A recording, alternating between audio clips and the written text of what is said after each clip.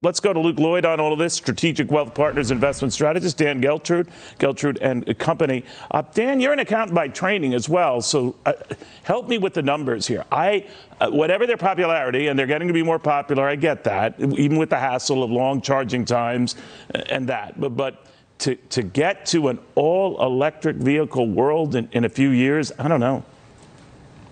Simply not going to happen, Neil. We may all want that to be the end result, but we're a long way from that happening. And even if we could produce all those cars and put them out in the market, the real issue is how long these batteries last. So you can go a couple hundred miles or so on a battery charge.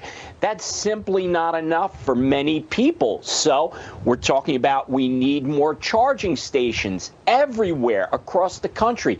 That is not going to happen within the next few years. It is going to take time for the infrastructure to be able to support basically the entire nation going to EVs. And that's a big part of why we can't get there. So if Dan's right, Luke, and you think of all, for example, even if you wanted the automakers on the promise that some of them, particularly Ford, are going to make a full concerted effort on the EV front, and then all the investments attached from the battery makers to the other players, even besides Tesla, Rivian, and some of these others, what's the payout and how long before you see it? I don't think the payout's very big at all. I think that the payout's probably 15, 20 years down the road. That's why I think a lot of these EV companies are probably going to go out of business. Wow.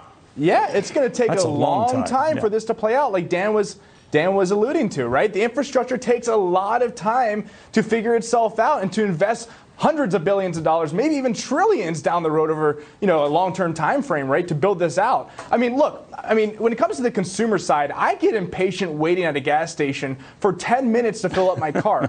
Sitting to charge up a car for at least 30 minutes to charge up an EV, that takes up a lot of time, especially if you're going on these long road trips. And that's even if you can find a charging station. And again, it's going to get built out, but it's going to take a long time. Look, EVs probably are the future, but I don't get why we are so focused on what's mainstream 10 or 15 years down the road with the way inflation is right now and gas prices are. Nobody's going to be able to afford an EV in 10 years. Maybe we should start focusing on getting the oil spigot turned on here in America first and bringing down gas prices rather than pushing these EVs onto people when less than 10% of the United States owns an EV. Yeah, I don't know. I do know that the perfect, alternative seems to be hybrid vehicles that, are gas powered, but they have that electric feature. They get a gazillion miles a gallon. That does seem to be a sort of a promising and profitable middle ground. But what do I know? But Dan, when we were looking at this issue, it became whether these prices come down or not, whether Americans will buy them, because right now we get a sense that some, not all Americans, are retrenching in the light of these higher prices and more reminders that inflation is still with us. We might even see it in the Consumer Price Index report, retail inflation number due out tomorrow. I think they're looking again at an annualized rate of about 8 to 8.3% year over year. So that's not going away. No, it's not. Inflation is not going to be retracting, Neil, anytime soon. I think that we're looking at a year or more before anything even starts to become what we would say normalized. So when you have that type of situation, people are going to be operating on a strict budget.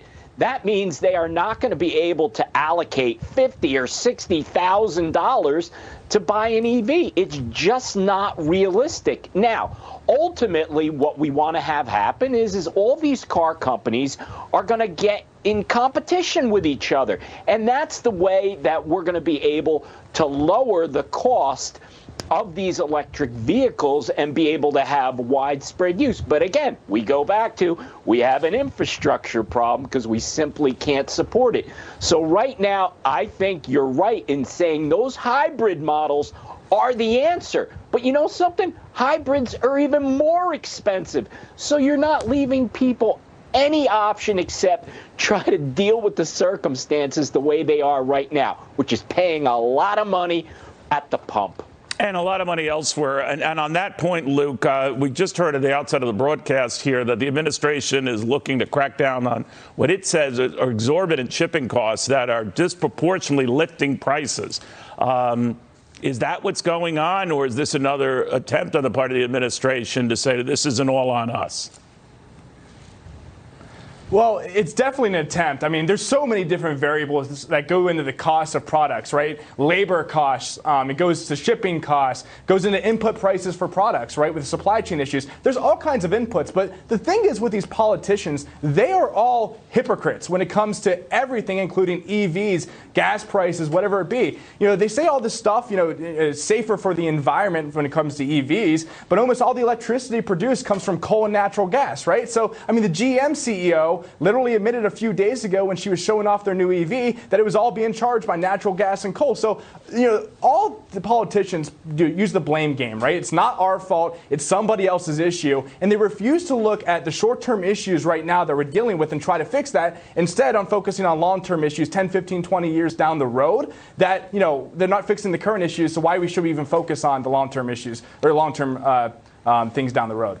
All right, guys, we have a lot more coming up down the road, and I don't want you to wander too far because I wanted to pick your fine brains on what's going on with Twitter right now. Is Elon Musk really interested in it? Is it not? Twitter seems to be opening its books to try to keep the whatever questions he wants answered, but I do want to go to that with you a little bit later in the show, and we will. So thank you, guys. In the